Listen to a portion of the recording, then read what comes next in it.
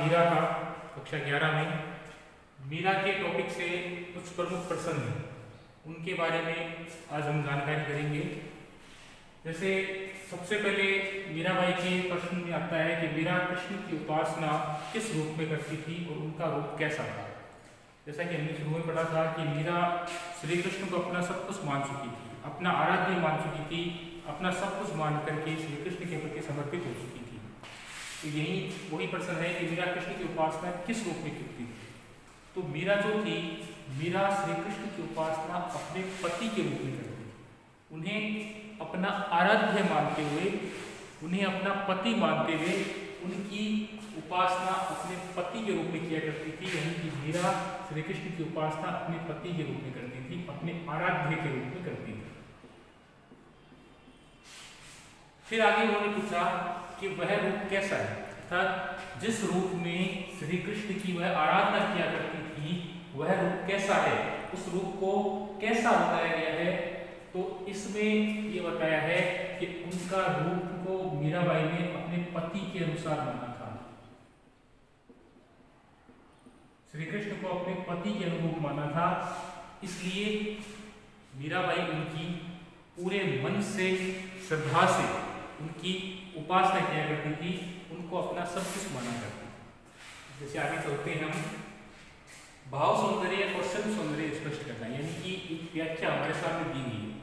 इस व्याख्या में हमें भाव सौंदर्य और उसका शिल्प सौंदर्य प्रकट करना है। तो भाव सौंदर्य में सबसे पहले है अंशुवन जल सींची प्रेम बेली बोई, अब तो बेली फैल गई आनंद फल हुई। तो कोई भी व्याख्या होती है उसे हम दो भागों में बांटते हैं, एक होता है भाव सौंदर्य और एक होता है शिल्प सौंदर्य।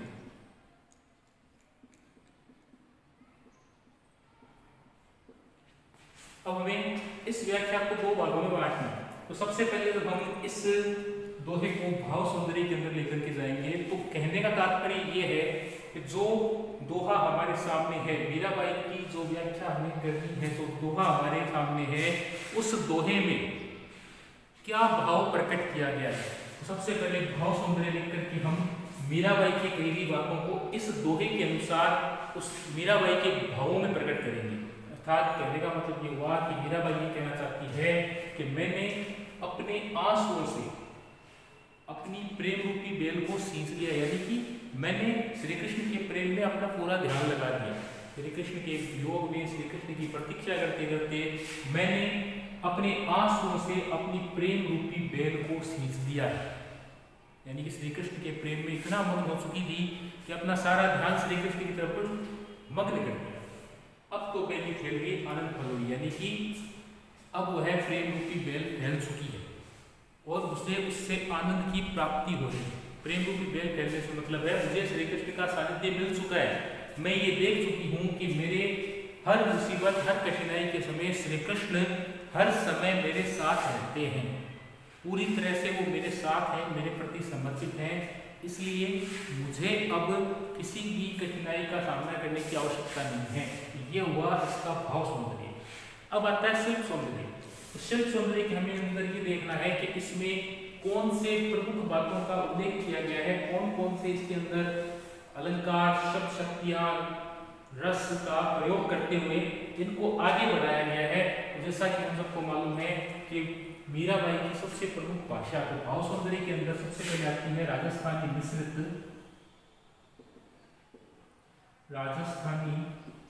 मिश्रित ब्रज भाषा का इन्होंने प्रयोग किया है। ये शिल्प सौंदर्य की पहली सबसे प्रमुख जानकारी होगी, क्योंकि मीराबाई ब्रज भाषा की लेखिका थी और मीराबाई ने राजस्थानी मिश्रित दोनों भाषाओं को मिश्रित करके ब्रज भाषा का प्रयोग करते हुए अपनी दोहों की रचना की थी। अपनी बात को स्पष्ट तौर पर उन्होंने व्यक्त किया था। उसके बाद आता है कि इसके अंदर उन्होंने कौन से रस का प्रयोग किया है। तो मीराबाई ने अपनी दोहों के अंदर भक्ति रस का प्रयोग किया है, क्योंकि वो पूरी तरह से श्री कृष्ण की भक्ति करते रहा करती थी। पूरी तरह से उन्होंने श्री कृष्ण के प्रति अपने आप को समर्पित कर दिया था, इसलिए इसमें भक्ति रस का प्रमुख प्रयोग किया गया है। उसके बाद हमें ये जानकारी होनी चाहिए कि इस दोहे के अंदर कौन सी शब्द शक्ति का प्रयोग किया गया है। शब्द शक्ति का टॉपिक भी हम आगे पढ़ेंगे, लेकिन उससे पहले जैसे मैं आपको बताता हूँ, इसके अंदर लक्षणा शब्द शक्ति का प्रयोग किया गया है।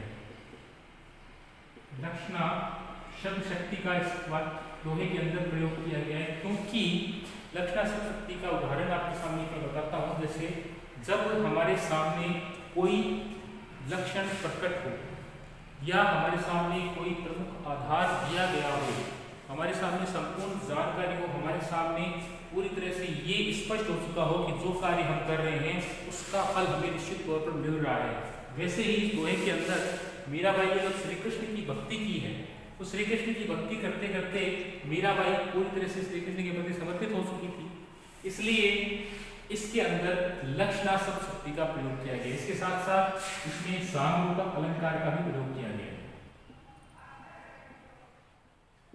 सामरूपक अलंकार का भी इस दोहे के अंदर प्रयोग किया गया है।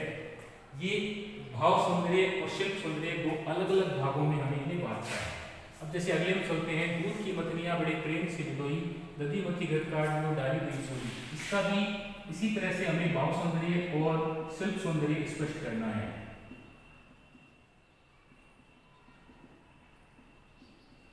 तो भाव सौंदर्य के अंदर वही बात फिर से आती है।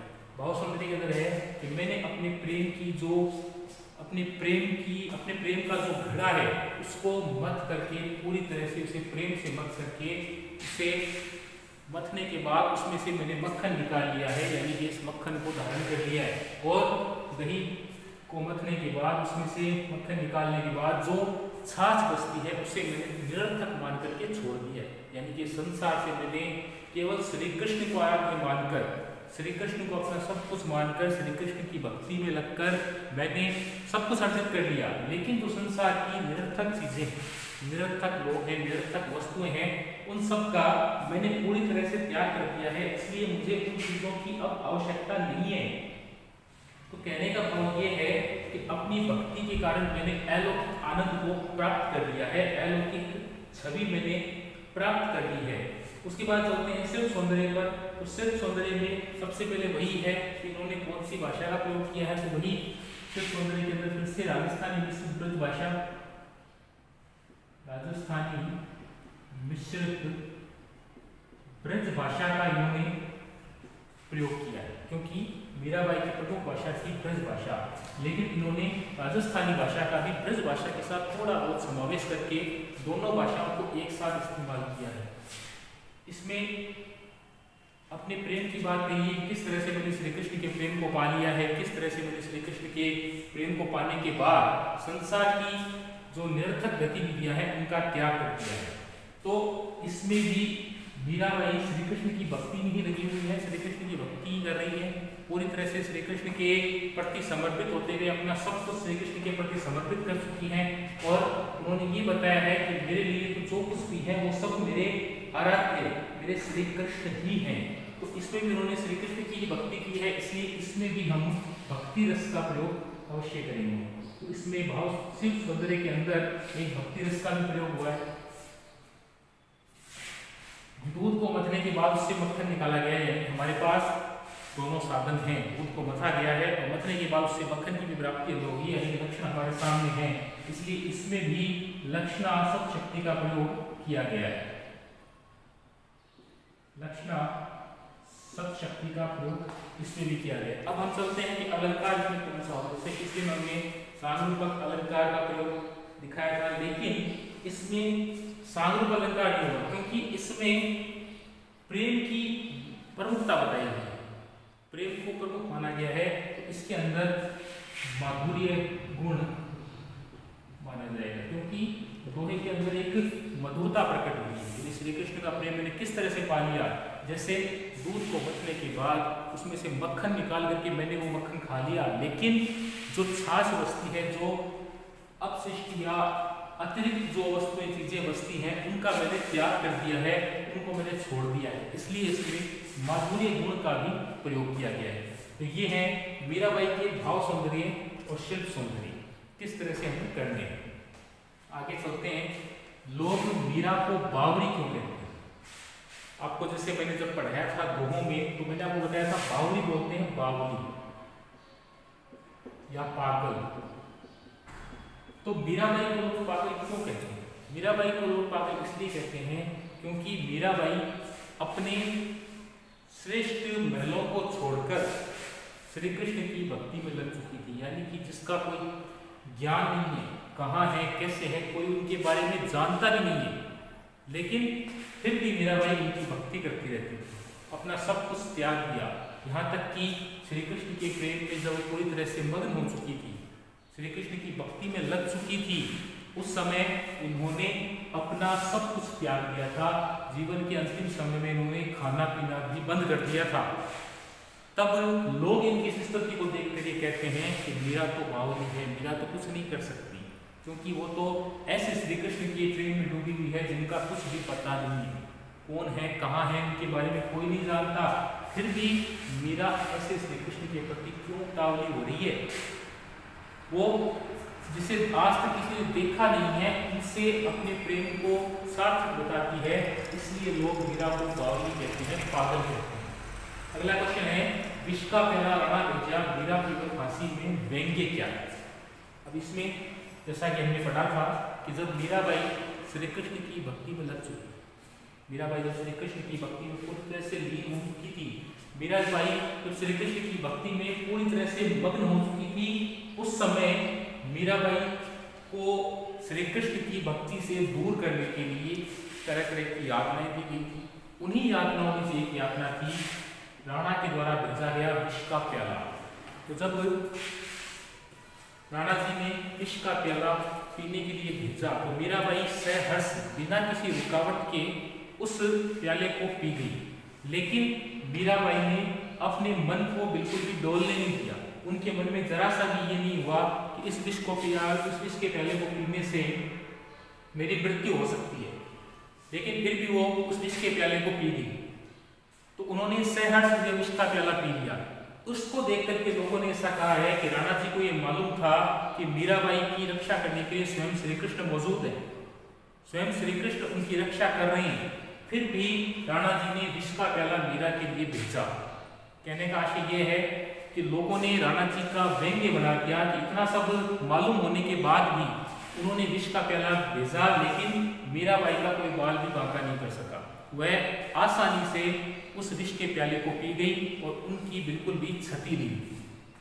अगला है, मीरा जगत को देखकर क्यों रोती है? यानी कि मीराबाई इस संसार से परेशान क्यों है, मीराबाई संसार को देख करके परेशान क्यों हो रही है? तो इसका आशय ये है कि मीराबाई संसार की अनुचित वस्तुओं को देखकर, संसार के व्यवहार को देख करके पूरी तरह से परेशान हो चुकी है। संसार के व्यवहार को देख करके वो रोती है, क्योंकि मीराबाई स्वयं श्री कृष्ण की भक्ति किया करती थी। श्री कृष्ण की भक्ति में लगे रहने के कारण मीराबाई पूरी तरह से उनके प्रति समर्पित थी, लेकिन लोग उन्हें बार बार एक ही बात कहते थे कि जिन श्री कृष्ण का आज तक कुछ पता नहीं है, वो कहाँ है, उनका रंग रूप कैसा है, उनके माता पिता कौन है, उनका जन्म कहाँ हुआ, जिसके बारे में कोई जानकारी नहीं है, उन श्री कृष्ण की भक्ति तुम क्यों कर रही हो? यानी कि तरह तरह की यातनाएं जब मीराबाई को दी जाती थी, तो उसे देख करके मीराबाई ने मन में ये ठान लिया कि ये संसार पागल हो चुका है, ये संसार बिल्कुल निरर्थक है, इस संसार का कोई भी मतलब नहीं, ये संसार अनुचित वस्तुओं का सेवन करता है और जो वस्तुएं हमारे कार्य योग्य हैं उन्हें हमसे दूर करने की कोशिश की जाती है। इसलिए मीरा इस संसार के व्यवहार को देखकर, इस संसार की परिस्थितियों को देखकर रोने लगती है। अगला है, मीरा को प्रेम प्राप्ति के लिए किन किन कठिनाइयों का सामना करना पड़ा? जैसा कि सबको ज्ञात है कि प्रेम के मार्ग पर चलते समय हमें बहुत सारी कठिनाइयों का सामना करना पड़ता है। वैसे ही तो मीराबाई श्री कृष्ण के प्रेम में लग चुकी थी, तो उन्हें तरह तरह की कठिनाइयों का सामना करना पड़ा, उन्हें तरह तरह की परेशानियों का सामना करना पड़ा। जैसा कि ऊपर पहले हमने पढ़ा था कि राणा जी ने उन्हें विष का प्याला पीने के लिए दिया, तो मीराबाई को सबसे पहले यही कष्ट उठाना पड़ा, उन्हें राणा जी का भेजा हुआ विष का प्याला पीना पड़ा। इसी क्रम में मीरा की सास जो उन्हें बार बार ताने दिया करती थी, उन तानों को सुनकर के भी मीरा अपने पद से बिल्कुल भी डगमगाई नहीं, वह श्री कृष्ण की भक्ति में लगी रही। तो सास के तानों को सुनकर के भी मीराबाई ने अपना आत्मबल नहीं खोया। मीराबाई को सास और राणा जी के अलावा आस पड़ोस के लोग, मोहल्ले के लोग, समाज के लोग भी तरह तरह की यातनाएं दिया करते थे। बार बार उन्हें यह कहा करते थे कि श्री कृष्ण तुम्हारे क्या हैं, तुम क्यों उनके प्रेम में इतनी मग्न हो चुकी हो, क्यों श्री कृष्ण के प्रेम में इतनी तरह से डूबी हुई हो जिसके बारे में कोई जानता नहीं है। लेकिन मीरा फिर भी श्री कृष्ण की भक्ति करते रहती थी। उन्हें तरह तरह की समस्याओं में एक समस्या ये भी है कि उन्हें सांपों से भरे एक कक्ष के अंदर भी बंद कर दिया गया था। उस समय श्री कृष्ण ने मीराबाई को उन सांपों के आतंक से मुक्त करवाया था। तरह तरह की समस्याओं का मीराबाई को सामना करना पड़ा। उन्हें विष का प्याला पीना पड़ा, सांपों के कक्ष में रहना पड़ा, समाज की यातनाएं सहनी पड़ी, लेकिन फिर भी उन्होंने श्री कृष्ण की भक्ति को बिल्कुल भी नहीं छोड़ा। वो श्री कृष्ण की भक्ति करती रही। फिर है लोकलाज होने से क्या तात्पर्य है? लोकलाज बोलते हैं संसार, यानी कि मीराबाई जब श्री कृष्ण की भक्ति करती थी तो उन्होंने अपना सब कुछ खो दिया था। जैसा कि मैंने आपको बताया, जीवन के अंतिम समय में जब मीराबाई श्री कृष्ण की भक्ति कर रही थी उस समय उन्होंने अपना खाना पीना भी बंद कर दिया था। लेकिन जब मीराबाई श्री कृष्ण की भक्ति में लग चुकी थी उस समय अपने श्री कृष्ण को अपने पति के रूप में मान करके उन्होंने मंदिरों में भजन कीर्तन करना, मंदिरों में गाना, साधु संतों की शरण में बैठना, ये सब कार्य शुरू कर दिए थे। इन सब के कारण मीराबाई को उनके महल से निकाल दिया गया, समाज के लोगों ने उन्हें अपने बिरादरी से निकाल दिया, लेकिन फिर भी वह मंदिर में बैठ करके श्री कृष्ण की भक्ति करती रहती थी। श्री कृष्ण के भक्ति में मग्न होकर के संसार को पूरी तरह से खो चुकी थी, लेकिन उन्होंने श्री कृष्ण की भक्ति को बिल्कुल भी निरर्थक नहीं होने दिया। श्री कृष्ण की भक्ति में वह पूरी तरह से लगी रही। अगला क्वेश्चन हमारे सामने है, मीरा ने सहज प्रिय अविनाशी किसे कहा है? यानी कि मीराबाई का कहने का मतलब ये है कि श्री कृष्ण जो हैं उन्हें चतुराई से प्राप्त नहीं किया जा सकता। यानी कि जिस तरह से मैंने श्री कृष्ण को प्राप्त किया है, मैंने श्री कृष्ण को चतुराई से प्राप्त नहीं किया है। तो उनके कहने का आशय यह है कि श्री कृष्ण को चतुराई से प्राप्त नहीं किया जा सकता, बल्कि श्री कृष्ण तो मेरे ऐसे आराध्य हैं जिन्हें मैंने अपनी भक्ति से अपने अंदर समाहित कर लिया है। यानी कि श्री कृष्ण इसलिए बोले हैं कि मेरी भक्ति के कारण वो मुझे प्राप्त हो चुके हैं। हर समय हर परिस्थिति में वह मेरी सहायता के लिए तैयार रहते हैं। यानी कि जब हम ईश्वर पर आस्था रखते हैं, भगवान पर हम जब पूरी तरह से विश्वास रखते हैं, यदि हम सच्चे मन से ईश्वर की प्रार्थना करते हैं तो ऐसा माना जाता है कि ईश्वर कहीं ना कहीं किसी न किसी रूप में हमारी सहायता के लिए जरूर आते हैं। वैसे ही मीराबाई ने बताया है कि जो श्री कृष्ण हैं वो चतुराई से प्राप्त नहीं हो सकते। उन्हें प्राप्त करने के लिए आपको अपनी भक्ति का प्रयोग करना होगा। अपनी भक्ति में लगकर के आप श्री कृष्ण को प्राप्त कर सकते हो। अगला क्वेश्चन है, मीरा के बारे में समाज की ऐसी धारणाएं क्यों थी? लोग कहे मीरा हुई बावली, कोई कहते कुल की न्यासी। यानी कि लोग ऐसा क्यों कहते थे कि मीरा बावली है, मीरा कुल की न्यासी है? तो इस प्रश्न के अनुसार हम जब चलते हैं तो समाज की ऐसी धारणा इसलिए थी क्योंकि मीरा श्री कृष्ण को अपना सब कुछ मान चुकी। जैसा मैंने शुरू से बताता आ रहा हूँ कि मीरा श्री कृष्ण को अपना पति मान चुकी, अपना आराध्य मान चुकी थी। उनके लिए श्री कृष्ण ही सब कुछ थे। श्री कृष्ण के प्रेम में उस तरह से मग्न थी। श्री कृष्ण की भक्ति करने के लिए उन्होंने अपने घर का त्याग कर दिया, संसार का त्याग कर दिया, मंदिरों में जाकर के भजन कीर्तन करना शुरू कर दिया, मंदिरों में जाकर के गीत गाने शुरू कर दिए, लेकिन उन्हें संसार की कोई परवाह नहीं थी। उन्होंने अपने घर परिवार के साथ, अपने समाज के साथ, अपने राजमहल को भी त्याग करके मंदिरों में बैठना सहर्ष स्वीकार कर लिया। मंदिरों में साधु संतों की शरण में रहकर उन्होंने श्री कृष्ण की भक्ति में अपना पूरा जीवन समर्पित कर दिया। पूरी तरह से वह श्री कृष्ण की भक्ति में लग चुकी थी, पूरी तरह से श्री कृष्ण की भक्ति में मग्न हो चुकी थी और उनकी भक्ति के कारण ही श्री कृष्ण उन्हें साक्षात तौर पर मिले थे। उन्होंने मीरा की हर परिस्थिति में सहायता की थी, लेकिन समाज के लोग इन सबको नहीं मानते। समाज के लोग यही कहते थे कि मीरा बावली हो चुकी है, मीरा इस संसार में श्री कृष्ण की भक्ति में ऐसे दिन हो चुकी है इसके बारे में हमने आज तक कभी सुना ही नहीं है, जिसे हमने आज तक कभी देखा ही नहीं है। इसके साथ साथ राज परिवार के होने के कारण उन्हें सब तरह की सुख सुविधाएं मिलती थी। मीराबाई को सब तरह की सुख सुविधाएं मिली थी, लेकिन फिर भी उन्होंने उन सुख सुविधाओं का त्याग करके श्री कृष्ण की भक्ति में मग्न रहना ही अपना सब कुछ माना। वो यही चाहती थी कि मैं तो श्री कृष्ण की भक्ति में ही लगी रहूं, श्री कृष्ण की भक्ति के अलावा मैं कुछ भी ना सोचूं, मैं श्री कृष्ण की भक्ति में पूरी तरह से मग्न रहूं। लेकिन उन्होंने श्री कृष्ण की भक्ति के पथ को एक क्षण के लिए भी, एक पल के लिए भी अपने आप से कभी दूर नहीं होने दिया। इसी के कारण से लोग उन्हें पागल कहा करते थे कि मीरा तो पागल हो चुकी है, मीरा इस संसार में श्री कृष्ण की भक्ति में लगकर पूरी तरह से अपना आपा खो चुकी है, अपना सब कुछ खो चुकी है। लेकिन इसके साथ साथ लोग ये भी कहते थे कि मीरा कुल की नाशी है, यानी कि कुल का नाश करने वाली है। मीरा ने एक राज परिवार का सदस्य होकर अपने राज परिवार के पूरे मान सम्मान को मिट्टी में मिला दिया है। लेकिन इतनी सब बातों का भी मीराबाई पर कभी कोई असर नहीं हुआ। मीराबाई पूरी तरह से श्री कृष्ण की भक्ति में लगी रही, पूरी तरह से श्री कृष्ण के प्रेम में डूबी रही और जीवन के अंत समय में चलते चलते उन्होंने श्री कृष्ण के प्रति अपना सब कुछ समर्पित कर दिया। श्री कृष्ण के प्रेम में डूब करके, श्री कृष्ण के प्रेम में मग्न होकर के अपना खाना पीना भी बंद करके जीवन के अंतिम समय में श्री कृष्ण की भक्ति करते हुए, श्री कृष्ण के प्रेम में लगे हुए उन्होंने श्री कृष्ण में अपने प्राणों को समाहित कर दिया था। लेकिन उन्होंने कभी भी अपना रास्ता नहीं छोड़ा। तो ये प्रमुख क्वेश्चन मैंने आपके सामने जैसे आपको बताया, स्पष्ट तौर पर ये क्वेश्चन मैं आपको समझा रहा हूँ ताकि आपने जो व्याख्याएं पढ़ी हैं उन व्याख्याओं के कारण हमें कहीं भी किसी तरह की कोई दिक्कत ना हो। स्पष्ट छोटे तौर पर मैं आपको समझा रहा हूँ, इनका विस्तार आप अपने शब्दों के अनुसार किसी भी तरह से कर सकते हैं, किसी भी तरह से इनका प्रयोग कर सकते हैं। लेकिन हमें ज़्यादातर कुछ जगह पर ऐसा ध्यान रखना है कि हम भाव सौंदर्य का जो प्रश्न कर रहे हैं या शिल्प सौंदर्य की जो जानकारी हम कर रहे हैं उसके बारे में हमें संपूर्ण जानकारी नहीं हो सकती। लेकिन शिल्प सौंदर्य के अंदर सबसे ज़रूरी चीज़ जो हमें ध्यान रखनी है वो एक चीज़ मैं आपको आज अभी फिर से बताना चाहूँगा।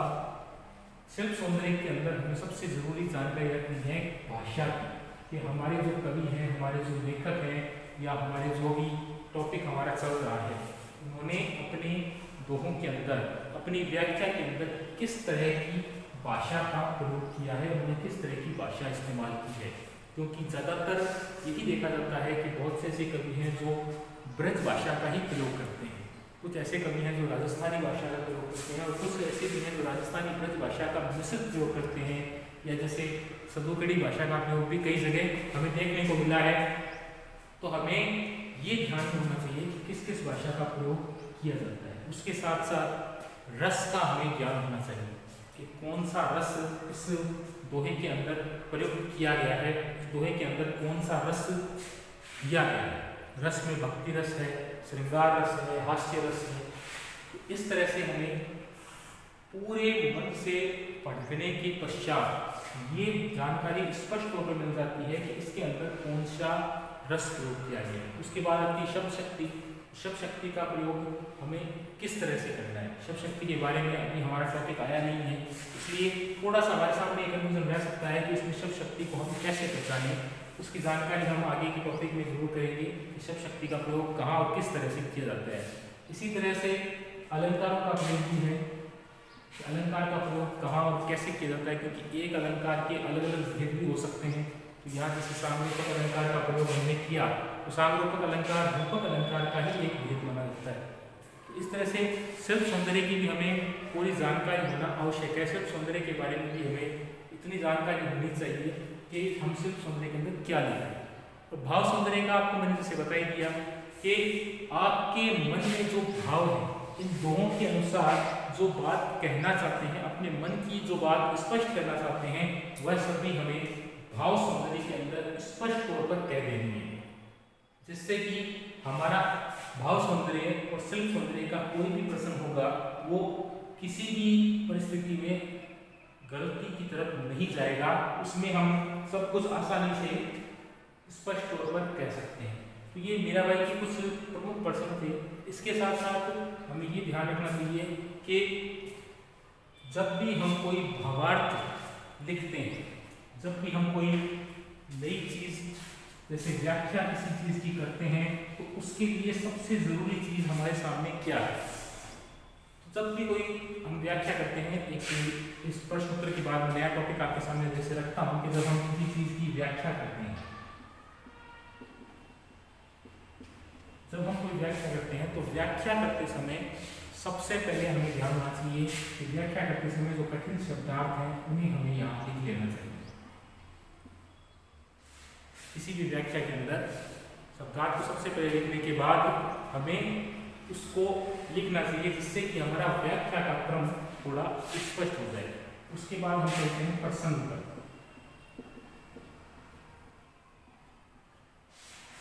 शब्दार्थ को लिखने के बाद आप आइए प्रसंग पर। प्रसंग के अंदर आपको किस तरह से करना है वो भी आपको ध्यान होना चाहिए। सबसे पहले कि जो पद्यांश या जो गद्यांश हमारे सामने दिया गया है, यह हमारी पाठ्य पुस्तक, आपकी पाठ्य पुस्तक का जो नाम है, उस पाठ्य पुस्तक के इस अध्याय के इस कवि ने लिखा है या प्रस्तुत किया है या इस अवतरण से अवतरित किया गया है। ये जानकारी प्रसंग के अंदर सबसे पहले आनी अत्यंत आवश्यक है। ये बात आपको ध्यान रखनी चाहिए कि प्रसंग के अंदर आपकी पाठ्य पुस्तक का नाम, जिस अध्याय से लिया गया है, जिस अध्याय से इस चैप्टर को लिया गया है, उसके कवि कौन है, वह जानकारी प्रसंग में सबसे पहले आती है। जैसे कि पुस्तक का नाम, अध्याय, कवि का नाम, ये जानकारी प्रसंग के अंदर सबसे पहले आती है। फिर स्पष्ट तौर पर एक आती है कि इन पद्यों के अंदर जो पद्य हमारे सामने दिया गया है, उस पद्य के अंदर कौन से भाव प्रकट किए गए हैं, किन बातों का उनके अंदर विवरण दिया गया है, कौन से भाव प्रकट किए गए हैं, वो सभी चीजें हमें प्रसंग के अंदर देनी है। यानी कि एक लाइन में, डेढ़ लाइन में ये भाव हम प्रकट कर सकते हैं। उसके बाद आते हैं हम व्याख्या पर। व्याख्या के अंदर जो दोहा हमारे सामने है, उस दोहे का स्पष्टीकरण करना शुरू कर दीजिए। उस दोहे को पूरी तरह से बढ़ा दीजिए कि वो दोहा चलते चलते अपनी बात को स्पष्ट तौर पर यहाँ हम प्रकट कर सकें। ये होती है व्याख्या। व्याख्या के बाद जब सबसे अंत में हम आते हैं, सबसे अंत में आते हैं हम विशेष। विशेष भी किसी भी व्याख्या का सबसे प्रमुख अंग होता है। आपको ये ध्यान होना चाहिए कि विशेष के अंदर सबसे जरूरी जानकारी जो होती है वो ये है कि भाषा सरल एवं स्पष्ट शब्दों में प्रकट की गई है। विशेष के अंदर सबसे प्रमुख लाइन के अंदर हम ये दे सकते हैं कि भाषा सरल एवं स्पष्ट शब्दों में प्रकट की गई है, या भाषा स्पष्ट और सरल शब्दों में लिखी गई है, या इस दोहे में भाषा सरल एवं स्पष्ट है। उसके बाद हम इस पॉइंट को जब आगे बढ़ाएंगे, उसमें हम कोई भी ये जानकारी दे सकते हैं इस गद्यांश के अंदर या इस पद्यांश के अंदर इस अलंकार का प्रयोग किया गया है। जैसे हमने इसमें पढ़ा था, तो इसका जैसे हम करेंगे, इसमें सामरूपक अलंकार का प्रयोग किया गया है।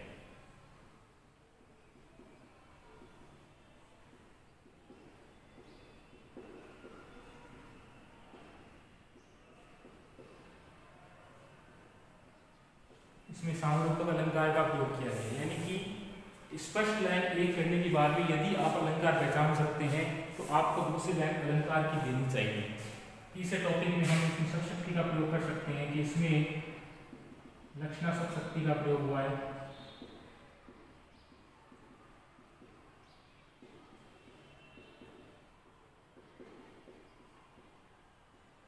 इसमें लक्षणा शब्दशक्ति का प्रयोग हुआ है, हम ये जानकारी रख सकते हैं।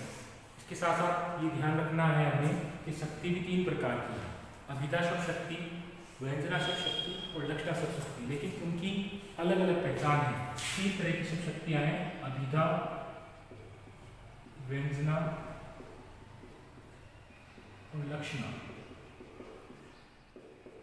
इन तीनों शब्द शक्तियों के अलग अलग तरीके हैं, उसके बारे में हम आगे के टॉपिक में जरूर चर्चा करेंगे। लेकिन इन तीनों शब्द शक्तियों का ही प्रयोग किसी भी व्याख्या के अंदर किसी भी पद्य भाग या गद्य भाग में कर सकते हैं। चौथा पॉइंट अगर हम बढ़ाना चाहते हैं तो इसमें बढ़ा सकते हैं कि इसमें भक्ति रस का प्रयोग है, इसमें भक्ति रस का प्रयोग किया गया है। ये मीराबाई के प्रमुख चैप्टर में से एक है। आज के लिए हम इतना ही समझेंगे।